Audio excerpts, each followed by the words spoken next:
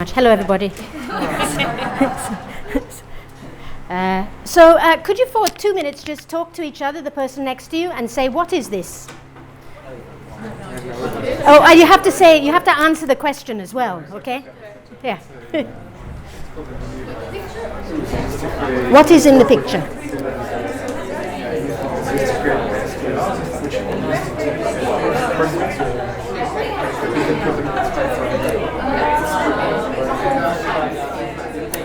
Okay, please stop. Please stop.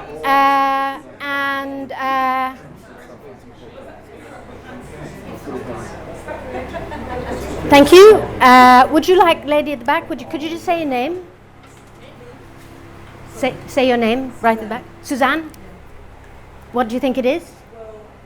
Could you talk real loud? Oh, okay. Anybody be more precise? It's called a mimeograph. It's technology from the 1950s and 60s. It uses a master to create, you can type on it or handwrite it. It absorbs fluid and it transfers itself onto paper such as create class materials. It's like a printing press. So I trained to be an English language teacher. My name is Marie-Therese, by the way. I trained to be an English language teacher in 1980. Okay, so 1980 is, to me, actually, 1980 is no time at all ago. And actually it isn't, it's quite recent, isn't it, 1980? And what we used to do in our lessons, when you wanted to reproduce anything to give to the students, you used one of these machines. We used to call them Bandar Machines, or I understand they're also called Roneo machines. And what you did was you had a piece of paper, and you wrote on this paper, which one side was blue, one side was white. You wrote on it. So if you wanted to do a song, for example, with your students, first of all, you'd have to listen to the song about 100 times, line by line, so that you could write the words down in the song. There's no look it up on the internet and print off the lyrics. 15 million times till you've written it all down. Then you'd take the words that you'd written down and you'd write them on this sort of plastic bit of paper with a blue backing, and you write it out with your gaps, of course, because you're doing gap fill, and then you'd put it in this machine and turn the handle like this, and you'd print out how many ever you want. And look, this is an example, just hasn't come out very well, of a school magazine that somebody produced with this machine, churning it out. When you were finished, incidentally, because of the blue of the paper, and you touched your face, you would go into class and because you'd have blue streaks all over your face. It went all over your clothes. I'm showing you this because the reason I was asked to come and do a talk at Teaching House about of my choice. So I chose using digital tools so that I could learn something as well as you. So I apologize for my total incompetence in using digital tools before I even start.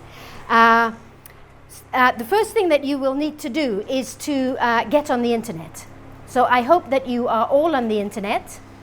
And if you are not, please could you do that now? And here is the connection is if you don't want to use all your data. I'm sorry, if you, I assume you have a cell phone. Who does not have a mobile phone in the room? Who does not have any digital device? Fantastic, thank you. That was a gamble, wasn't it? The internet connection is OH student, so you need to get into that one.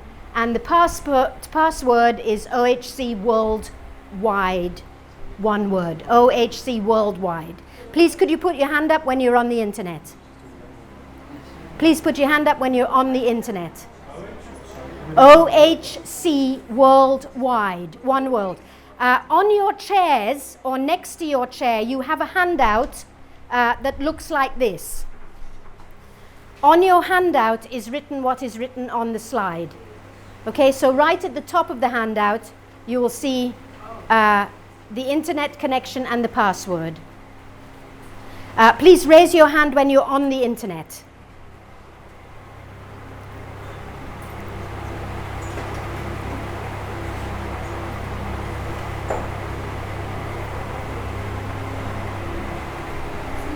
Fantastic. Okay, great. We won't need the internet just right yet, but just so that we're all on it when we need it. Outline of the aims of my session for this evening. I intend this to be in the form of a workshop. So we are together going to use some digital tools and share some ideas about how we can use them with our learners either in class or preparing for class. And I've divided the talk into kind of 4 sections. One, using pictures, using words and grammar, things that you can do with speaking, things that you can do with writing. And in the course of the evening, I think we'll talk about the pros and cons of digital tools, and maybe I'll ask questions if we have time at the end.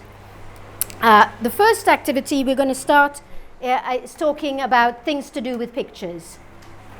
And so all of you have a mobile phone, cell phone, mobile phone. I'd like you to look at your mobile phone like this, like everybody looks at their mobile phone, and I'd like you to find a picture, your picture. A picture could be of somebody that you know very well, could be a friend, could be a member of your family, it could be a pet, it could be a place, it could be somewhere that you've been recently or that you've been in your life. It could be a building, it could be you doing something, a picture that you like. And Lizzie, would you possibly sit next to that lady, and could you possibly come and go sit someplace else so you don't talk to your wife? Thank you. I apologize. It's a kind of activity where, yeah, I don't mind where you sit. Choose somebody that's yeah, there you go. Fantastic. Thank you. So what do you imagine that you are going to do now? Share our photos. Fantastic. So please share your photos. And are only one of you going to be talking in this? Okay, so one's going to be explaining and the other one's going to be asking questions. Okay, I'll give you a couple of minutes just to do this activity.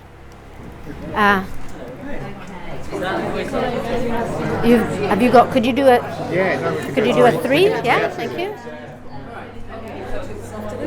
Are you good? Oh, wow, cool. So could you explain a bit about it? Where was it taken? Ask questions, would you mind? Oh, we've got doggies. That's me, and that's Cameron, who's just finished his A-level today.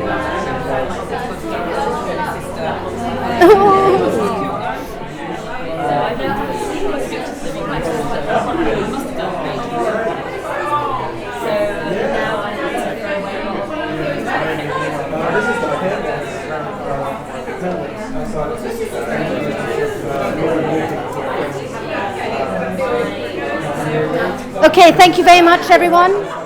Thank you. Ooh. Thank you. I'm sorry, please stop. Thank you, everyone. I'm sorry if you didn't have time to share. Thank you, everyone. I'm sorry if you didn't have time to share. Is this an activity that you would do with your students in class? Yes. Okay, why would you do it? Okay, but what would be the aim of your activity? What would be the aim of your lesson, or this part of your lesson? Get them to speak. Okay. Could you be a bit more specific? Describing pictures. Is that something you do in your everyday life? No. Okay, thank you. Okay, so it could be talking about family and friends. Okay, fine. Yeah, thank you. Talk about themselves indirectly. Okay, yeah. What kind of activity could it be? Okay. Trauma, like setting context. Fine. Okay. So maybe you want the students to get to know each other a bit. So it's a kind of getting to know you activity. A little bit, actually. I can see a little bit of a parallel with Howard's first activity with the drawing of the picture.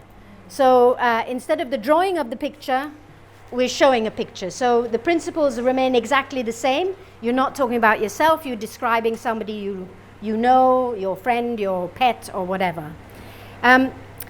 So all of you have a cell phone in your hand, and you have a photo that you have chosen of a family member or a friend or something.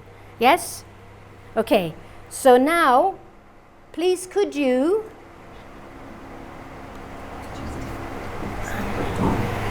I need you to go to, here's where the technology decides it doesn't want to work. So the next, again, it's on your handout. I'd like you to go to that Padlet, that address on the left-hand side. And it's on your handout. You need to type it quite carefully, I'm afraid. It's the third.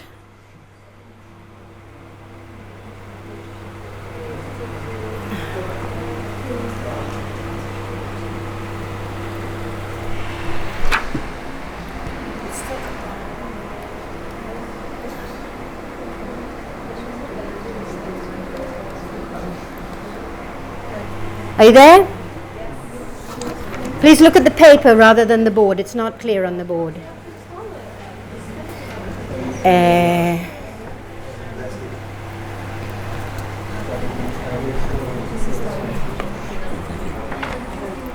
It's all right. Don't worry. Don't worry.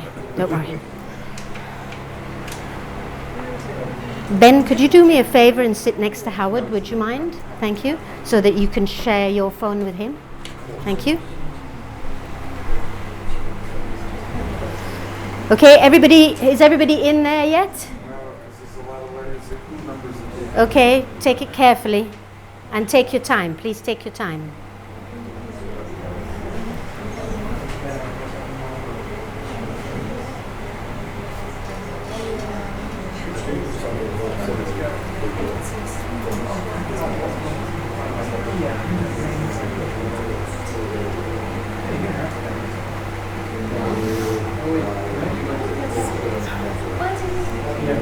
When you're in, please raise your hand.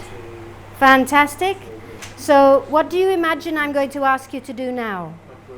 Thank you very much. So you'll notice there's a pink plus sign at the bottom. You'll need to click on the pink plus sign. A box will come up. In the middle of the box, there is something that says add an attachment. It's one of the icons.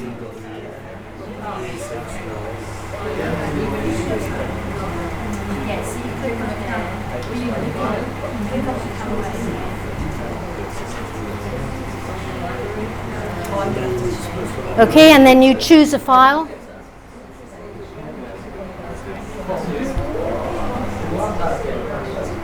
I don't think you need that bit.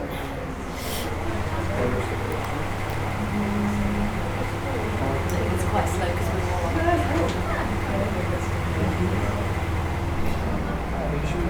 Have you put yours up yet?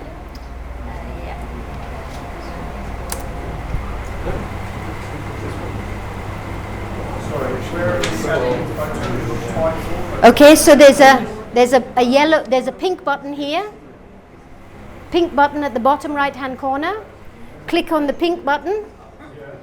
And then you'll find a box will come up, a blank box. So for example, here, in the middle of the blank box, Lizzie, have you posted your photo? Yes. Please could you go and help that gentleman at the back? Who else has posted their photo? I think I have. Well, You have? Jolly good. Have you posted your photo? Yes, please? Yes, absolutely. oh yes,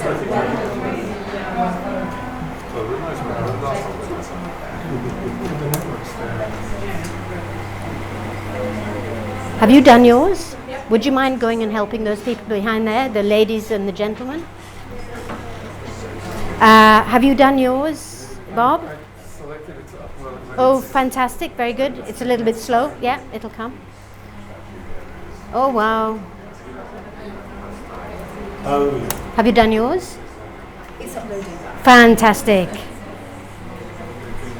guess mine must be there. Is yours up? I don't see it. But Okay, I see it's it. coming. Yeah.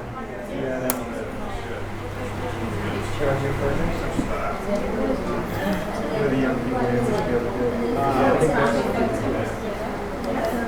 I think then where's the camera roll? Mine's just a number. It says IOG something or other. Is it Helen and Bob? It doesn't have a file. These are all files. Okay. Mine's just a number. Well, whatever.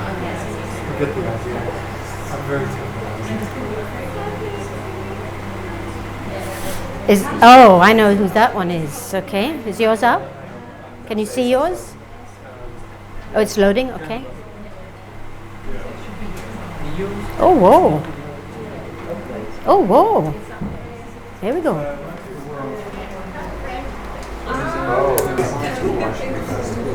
It's not showing. Oh, gosh. Scooby. Wow, that's a really weird one, isn't it, on the left there? Okay, so, oh, Lola! Look, Lola! Who did Lola? I am. Did you do Lola? Who did Lola? Oh. Lola is so cute. Yeah, Lola's so cute. Okay, so,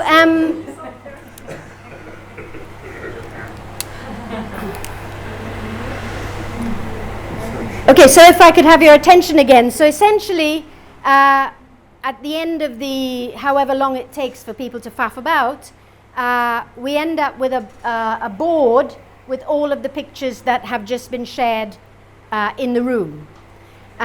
For what purpose? Talking about it. Okay, so more talking about them, yeah? Can anybody think how they would kind of organize that in their lesson? Ben, you want to try? You could make groups. You could? You could make groups of similar subjects and then see what you could compare what was contrasting and what was similar. Okay. Lady at the back was saying something? Fine. Yeah. Very basic in that way. Last week I used this activity with a new group of students that I'd not taught before. They knew each other and I didn't know them. So I did this activity, and then when they posted their pictures onto Padlet, they then tried to guess which picture belonged to which of their classmates. And we did a kind of find someone in the room type activity with them going up and saying, is your dog called Lola, type of thing. And so they tried to find out which, by guessing, but because they knew each other. So Padlet is a type of what? What is it equivalent to in the non-tech world? Say again, sorry? Absolutely, it's a pinboard or it's a wall. So can you think, we've talked about posting pictures on Padlet. Can you think what other things you might use Padlet for? Absolutely, yeah. Texts, if you want to share many texts with students. Maybe students have done some text for homework and you want them perhaps to share their work. So they would, in the same way as you posted your picture, they would post their Word document and they would make a wall of their homework. So this is Padlet. Padlet is a digital wall, I guess.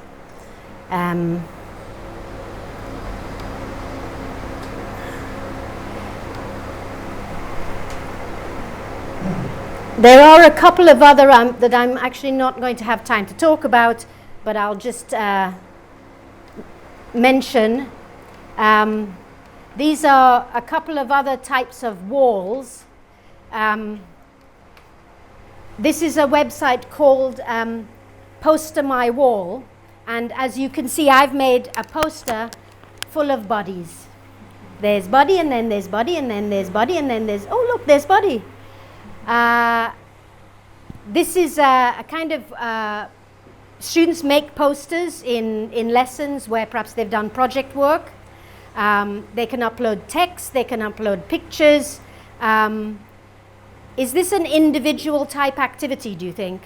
Students would do on their own at home? They could do, it could be stuff that they do at home, or it could be collaborative work that they do in the lesson, and hopefully it would generate quite a lot of language. And just, why does it keep, oh, okay. And so this is a few more Buddy pictures. So there's Buddy outside the Museum of Modern Art in New York. And there's Buddy in Tokyo, and this Buddy, and there's Buddy again. And this is another digital tool called Photo Funnier. Again, it's on your handout.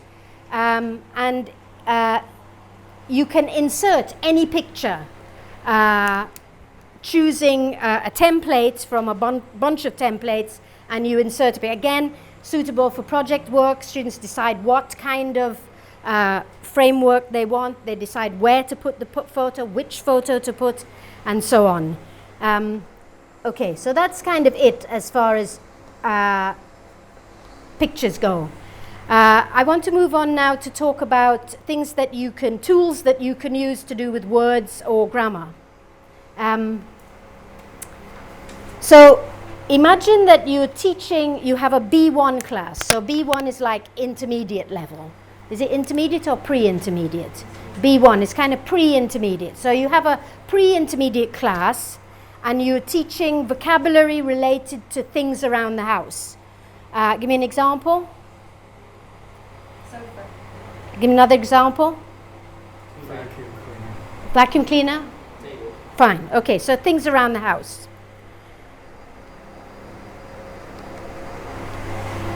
And you do a kind of brainstorming thing like we've just done, and you're thinking, well, which ones shall I teach to my B1 learners? Which of these words would be suitable to teach them as new language? For 1 minute, turn to the person sitting next to you. There are 6 words on the board. Each one belongs to, each one you would teach at a particular level. So which one is A1, which one is A2, and so on. Please talk to the person next to you, see if you can figure it out.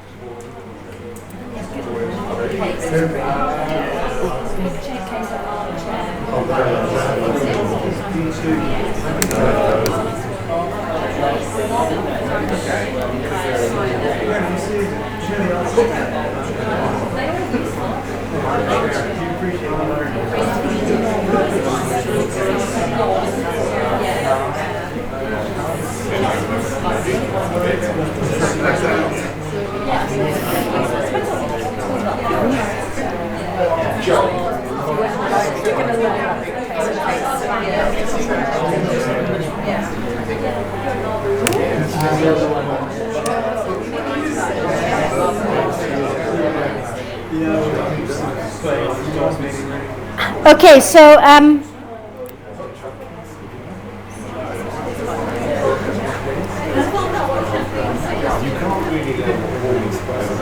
I've displayed the answers on the board, so you can check. Please check whether your ideas match the answers.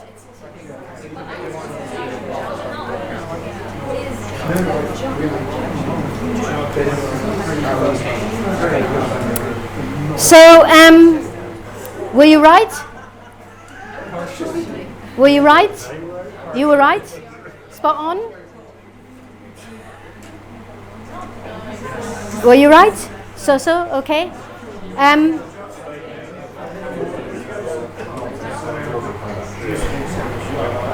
Okay. Does anybody want to ask me a question about this? Thank you very much. That's exactly the question that I wanted you to ask. How do I know? So, how do I know? The answer is vocabulary English profile, or English vocabulary profile, vocabulary English profile. This is a database, a corpus, a digital tool that has been did you invent digital tool? I wonder what the verb is. Develop. Thank you so much. So this is a digital tool that has been developed by Cambridge University, and it is a corpus. So what is a corpus? Say it back again. Okay, so it was developed by the University of Cambridge using the exam papers, using the scripts, the answer sheets of candidates taking EFL exams. So people who took CET, PET, FC, CP, and so on, their papers were downloaded and evaluated, and the corpus has been developed using that data. This digital tool has been developed using that data. Exactly, accurately, at each level. So, shall we have a play? It's on the handout. Please go to vocabulary.englishprofile.org. It's here. Okay.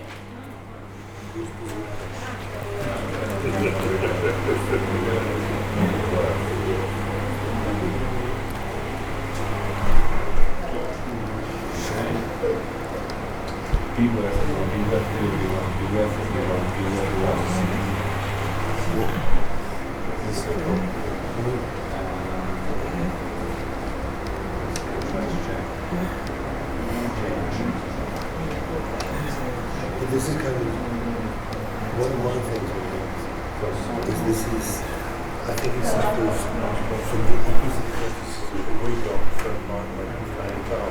You mean the English profile? The English profile people press that forward picture. Oh, they hated me. And they said, oh, right, absolutely right. This is expert rateability. This expert rateability. Yeah, this thing's gone into some kind of weird meltdown now. It's gone into... Yeah. Get the idea that jargon is a suitable word. So how does that help? Except to know that if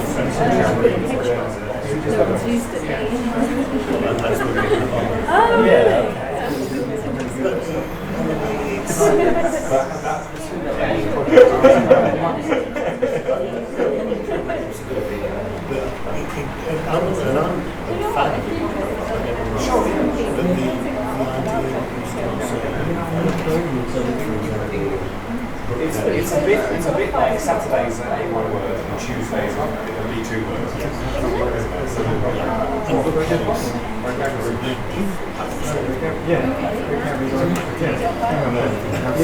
Unless the test is Sorry, I was just...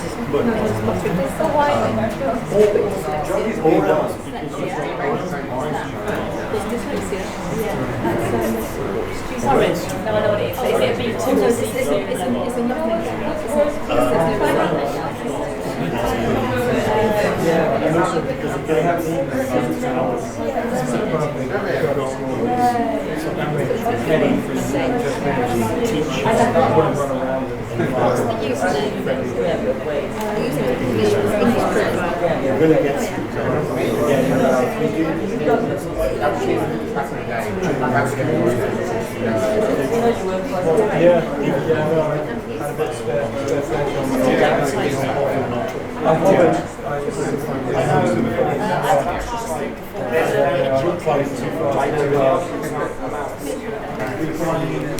Okay, thank you, everybody.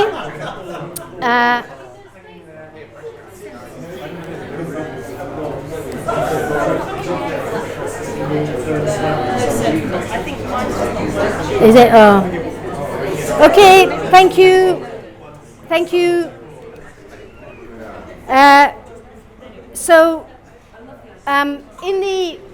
With the tool, you can either search individual words, as you've probably discovered in your playing, or you can put in categories. So you can put in B1 clothes, and it will give you some ideas of what what words might be familiar to learners at that level and what learners might not be. I think on a personal level, this tool has some uses in the kinds of things I've just described, but I'm not sure that when you're teaching lexical sets, for example, it's interesting, Lizzie and I were talking about this earlier, and you're more likely to want to tailor-make the vocabulary that you're teaching to your learners rather than to some kind of database. So, you know, whatever the interests and needs of your learners are, should really be driving the vocabulary you're teaching rather than a corpus or a digital tool. Also, it's quite random sometimes what word is a B2 word and what word is a B1 word when you want to teach a lexical set. However, I think it has uses in other ways. So this is a text. Please read it very quickly and tell me if you recognize it. And when you recognize it, tell me what it is. Can you say again?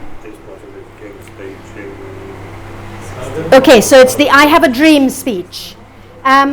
Is this a speech, Americans aside, is this a speech that you would possibly give your students as a reading task? No? Okay. Ben? Yeah. Okay, because? It's famous, yes. Okay, it's a maybe you have a topic. Yeah, maybe you have a topic to do with American culture or some equality, that sort of thing. Okay. Say again? It has a very interesting structure. Okay, thank you, fine. Okay, so again, imagine you have a B1 class. Maybe you're a relatively new teacher, perhaps. You have a B1 class. This text maybe is in your course book, or maybe you've decided to use it. What kinds of things do you need to think about in advance of using the text? Obstacles to understanding. So, obstacles to understanding. Yeah, like words they don't know. Fine, okay, so you need to choose which words maybe they won't know. Perhaps you might want to pre-teach some of them. Perhaps you'll want to be prepared to get them to do some, I don't know, guessing meaning from context or something of that nature. So there is a digital tool which actually is linked to a vocabulary profile that we were talking about just now, called Text Inspector. Exactly. Monsieur Clouseau of, oh God. So what you do is you put the text in the text inspector, so you cut and paste it, just cut and paste it from your computer into the thingy, and then you press the submit button, and what it does is it analyzes the text. It tells you all of the words in the text that are A1 level, all of the words in the text that are B2 level, and so on. And so if you have a B1 class of learners, it will list the words they are likely not to know. So perhaps this is a more useful, especially for new teachers, way of using the English vocabulary profile. What I forgot to mention about English vocabulary profile is there is an equivalent, and you have it on your handout, called English grammar profile, which tells you, interestingly enough, I observed a lesson this afternoon and one of the teachers said, I didn't know whether upper intermediate learners would know this structure.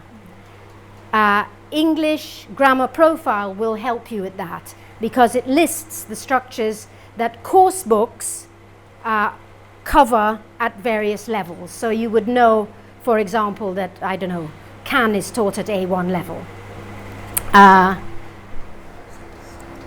Can for ability is taught at A1 level. It also, this is the same text I had a dream that we looked at just now. It takes the text and it breaks it down into individual words. So it shows you which words in the text. So you can look at it this way, or you can look at it in the way we saw in the previous slide. It will also give you what you can't see very well here, is it gives you definitions of the words in the text. So this, for example, I've highlighted justice, which is a word from the text, and it will give you the meaning of the word as well. So that is Text Inspector. This is another digital tool that you might consider using with texts, and it's a tool called Word It Out, which is the next one on the list on your handout. I'll give you a few minutes just to have a look at the text, talk together about the two questions on the left-hand side of the slide. So where's the text from and what's it about? Please talk together about that. Talk to the person sitting next to you. Perhaps you could get the idea of your partner.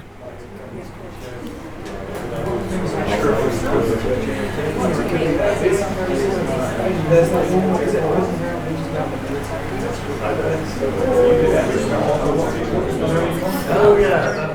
Well, no, that wasn't wordless.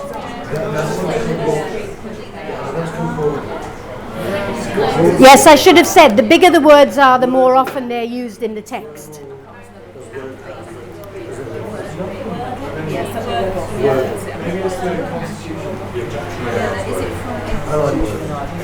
So the bigger the word, the more often it's used in the text, I forgot to say.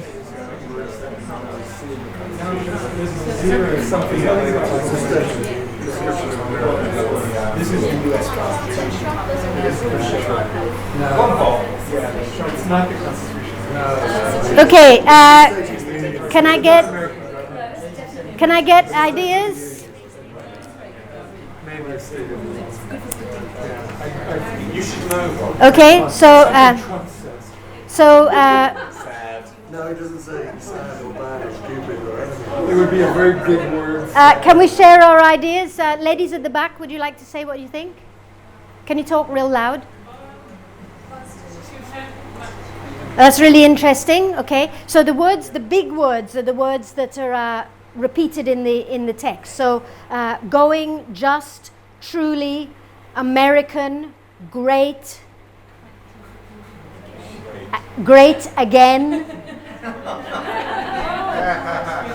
Just in case you missed it the first time.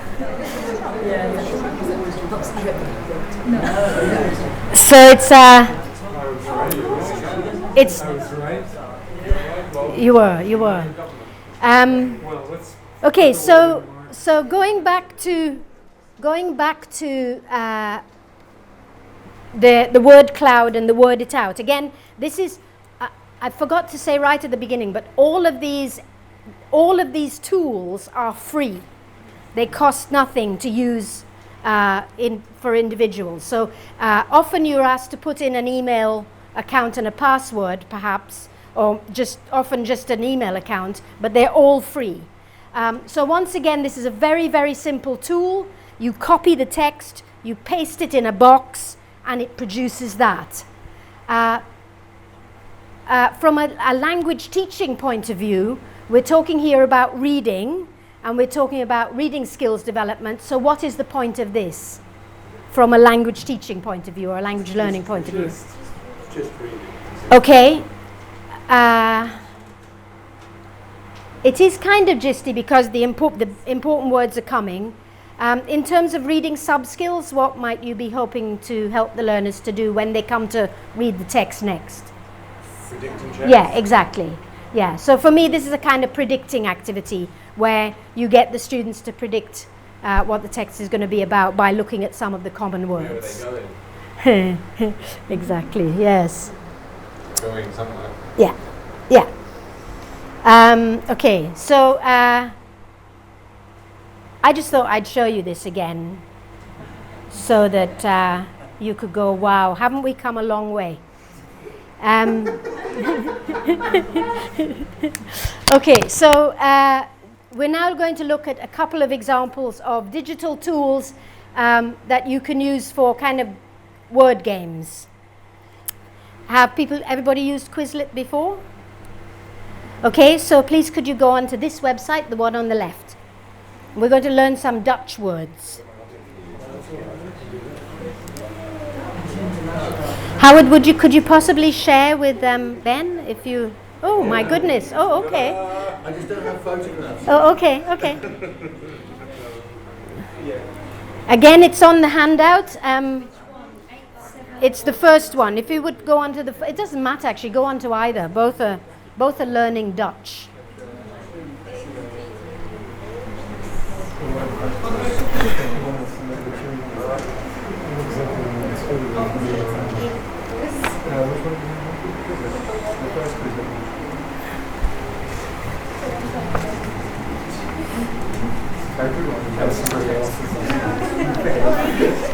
This is a good printed HTML thing into a Google search, isn't it?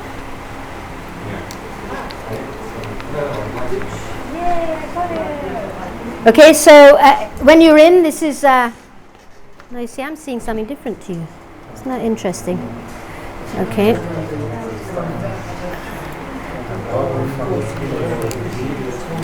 Dutch food, place of flashcards. Dutch food, basically. I want Dutch food, basically.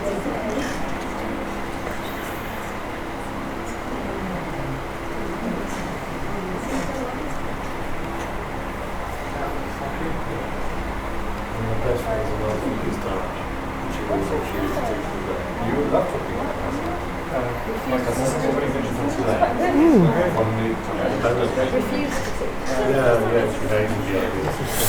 Okay, so you'll notice that once you get in, you'll notice there are a number of buttons.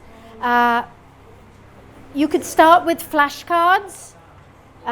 Click on that, see what happens, have a little tour around, and see if you can learn a bit of Dutch vocabulary to do with food. Try the flashcards first, because when you click on... There we go. And those are alternatives, right? maybe that ladies will work.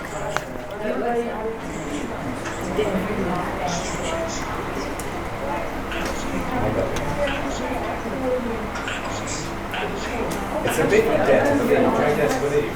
What's this?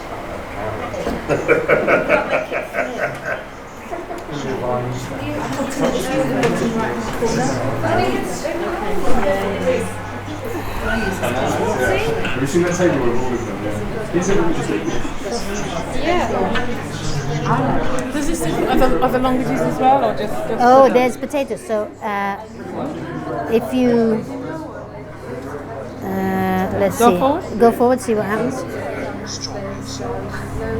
Oh, so you're getting that's strawberries. Oh, okay. I see. Does it do other languages as well, or just... All languages, especially... Thank you. Lizzie is going to tell you about Quizlet. Am I? Yeah. You like Quizlet because... I love it because so I used to collect vocabulary from the group that came up over the week and put it into a bag and then review it with my students. But then when a new student joined the class, I was like, they don't know this stuff. So I used Quizlet to, not just for visual things like with the Dutch food, but with phrases, collocations, chunks of language that just come up in the lesson, and I don't want them to go. I want to, review them and to recycle them. So I put them all with a definition, and the students play games, and they sit on their tube, and they, in theory, and they play with the words, and they try and reuse and recycle them. So Quizlet is a tool that you can use to revise, recycle vocabulary and grammar. You can make your own Quizlets, or there are bundles and bundles of Quizlets that you can recycle that other people have made. Just a word of caution, check them, check that they're right, because sometimes the pronunciation might be a bit dodgy, might not, sometimes you have the phonemic transcript and it's wrong. So just to check them. But it's a way students can do this in class, or it's a way that Lizzie's talking about there of them revising and recycling when they get home. Do you create your own set of vocabulary, or do you use the ones You can do both or either or both. And it's very, very quick. It's very, very simple, very, very simple, and it's free. Okay, a couple of digital tools to do with speaking. These are both voice recorders, and the theory. Again, they are both free, and they are very simple to use. The one on the left-hand side can be used on any device. The one on the right-hand side, which is Vocaroo, can only be used on a laptop or a computer. It can't be used on a digital mobile phone. So if I say this is a digital tool where students can record their own voices very, very simply in an instant, how would you use that? Do you think that has any... Intonation. Yeah, but what would they end up doing? Where would they do this, do you think, this recording of their voice? Near the door of us. No, in the toilet if they care about. Okay, so they could do it in the toilet. At home, you can do speaking homework. Exactly. So instead of giving written homework, you give speaking homework. And once you've made your recording, the students can copy the URL and email it to you.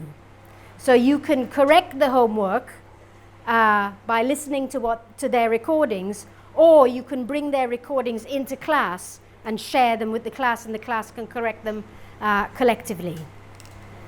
Okay. On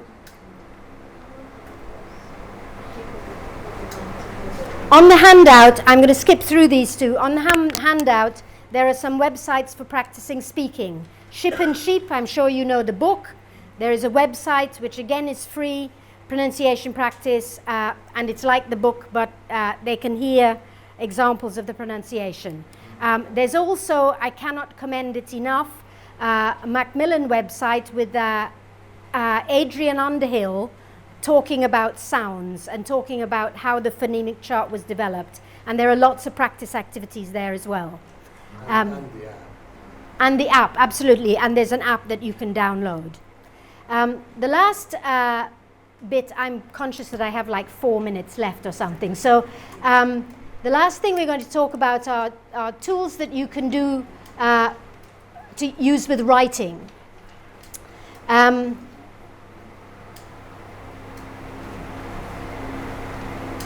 The first is, let's go back then. This is a digital tool called Edmodo. And it is, why don't you go to Edmodo on your, have we got time? Not really. Okay.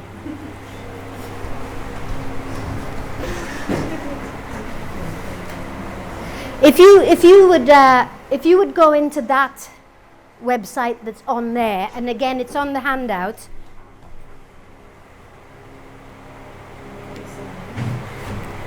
Okay, so if you go into edmodo.com, and then you'll be asked for a course code. If you could put in that, join a group, and put in join a group, and then you'll be asked for a course code. Have you been asked for a course code?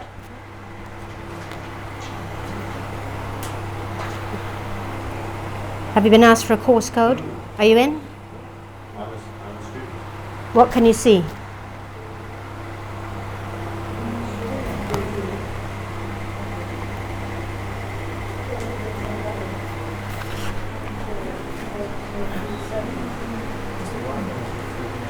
What can you see? Okay. Can you say again? What's the suggestion? Is it? The code I entered is invalid. Oh dear. And for ZDP,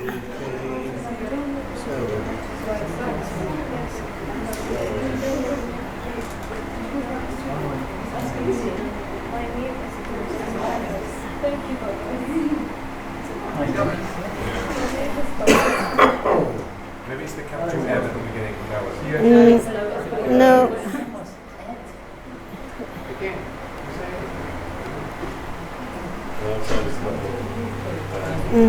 But I'm in, look. Are you all in, are you? Yeah, but I can't.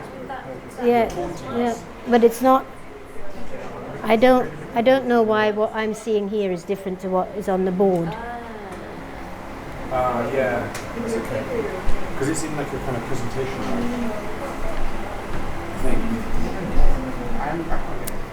Yeah. It still says it's invalid for me. I think we can press F5 in this situation.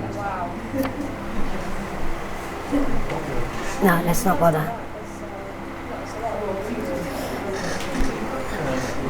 Because Edmodo is like Facebook.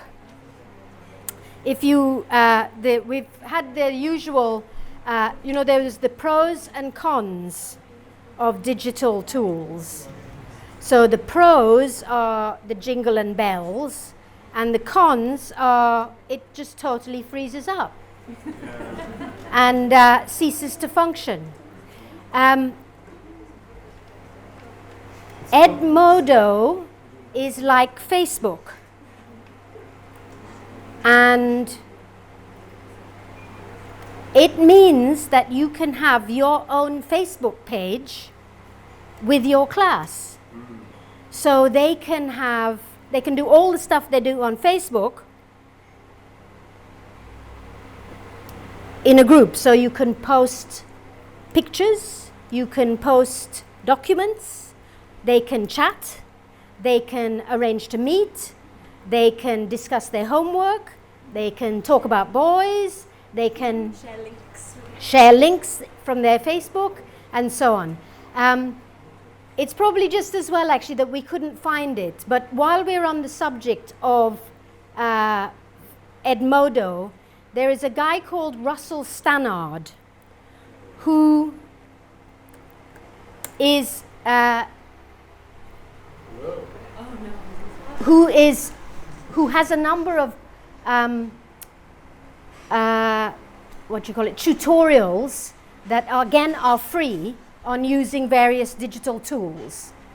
Russell Stannard, again, on the handout that I gave you, if you have a look at the back page, you will see it says ideas for training. And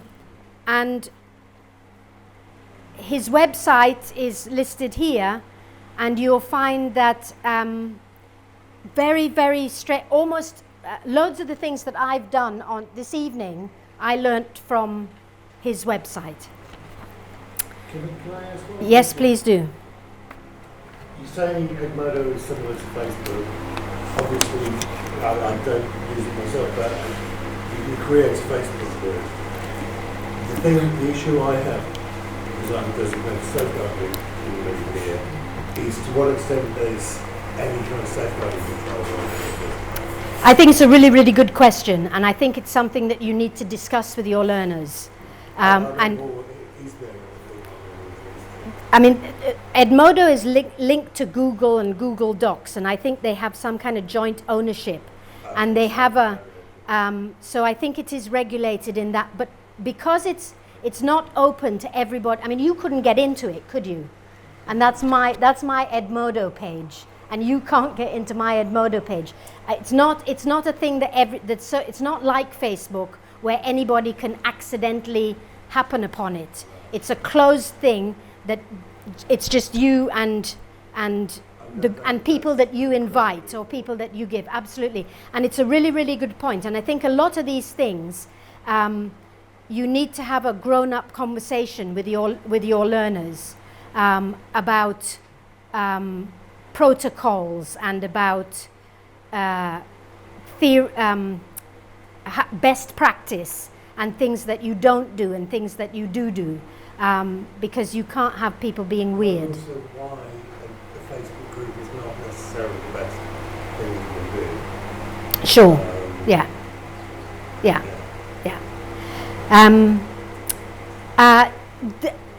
Maybe we'll say, are there any questions about? How long did it take you to accumulate this list? So Lizzie, when did you ask me to do this? I think it took me. It was sort of early May. yeah. So I think maybe, and some of them I've used, and some of them I haven't. Some of them I've used myself, like the text inspector, and I've used English vocabulary profile, because actually I write. One of the jobs that I do is I write exams. I write TKT exams, and we have a level limit there that all the materials must be B1 or below, and so I use English vocabulary profile a lot for that purpose. And some of the others, for example, the getting to know you picture thing I used with my students last week. So some of them I've used, and some of them I've played around with. Yes, can you just tell me your name? I'm Angelina. Hi, Angelina. Hi, I'm just curious, pre-digital, what would you have done? Pre-digital days. Strips of paper. Strips of paper. How would you classify the words according to B1, B2, and so on? How would you do it? Yeah. Intuition, instinct. I mean, we were kind of, I was vaguely involved with something called the British Council Equals Core Curriculum Inventory. And we did that largely through intuition and consultation with practitioners and teachers. We got a bit of a kicking from English profile, but it was justified largely. But that was how we did it before. You've got practitioners together, you've got organisations like the British Council Equals, and you've got people like me and Brian North and Susan Campbell. I mean, we also had, before English vocabulary profile, for example, Cambridge English produced word lists. So, for example, you could, at the back of the PET handbook, there were word lists and grammar and functional lists of what. There must have been pre-existing lists. Yeah. Really.